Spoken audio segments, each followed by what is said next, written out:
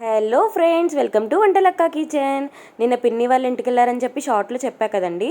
దారిలో వస్తూ వస్తూ ధవళేశ్వరం బ్రిడ్జ్ దగ్గర చేపలు రొయ్యలు అమ్ముతారు కదా, సో అక్కడ నుంచి ఒక చిన్న చేప కొన్నారండి.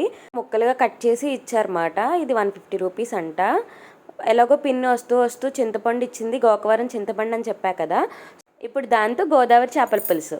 ఇప్పుడు శుభ్రంగా ఉప్పు వేసుకొని ముక్కల్ని కడుక్కోవాలండి. ఇలా కడుక్కున్న తర్వాత ఉప్పు, కారం, పసుపు, ఉప్పు కొంచెమే వేసుకొని బాగా కలుపుకోండి. ఇందులోనే ఒక టేబుల్ స్పూన్ అల్లం వెల్లుల్లి పేస్ట్ కూడా వేసుకొని కలిపేటప్పుడు చూడండి, ఇలా కుదుపుకోవాలి. ఎప్పుడైనా సరే చేపలు లేదంటే ముక్కలు విడిపోతాయి అన్నమాట.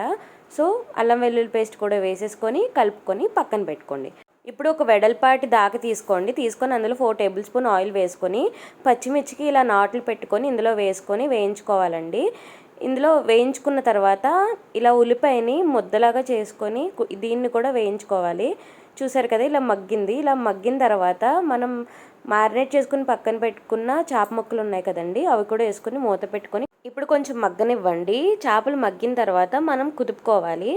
మనం గరిటతో కలపడం వల్ల ముక్కలు విడిపోతాయని చెప్పా కదా. 4 లవంగాలు, చిన్న చెక్క, ధనియాలు, జీలకర్ర ఇవన్నీ చేసి ఒక పేస్ట్ లాగా మసాలా ముద్ద చేసుకొని పక్కన పెట్టుకోండి. ఇప్పుడు చింతపండుని తీసుకొని ఇందులో నానబెట్టుకోండి. ముందు చింతపండుని కడుక్కోవాలండి. కడుక్కున్న తర్వాత ఒకసారి నానబెట్టుకోండి.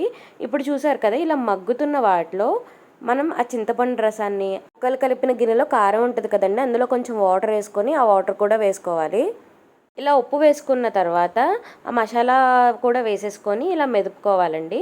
ఇలా మెదుపుకొని బాగా మరగనివ్వండి. చేపల పులుసు ఎంత మరిగితే అంత టేస్టీగా ఉంటుంది.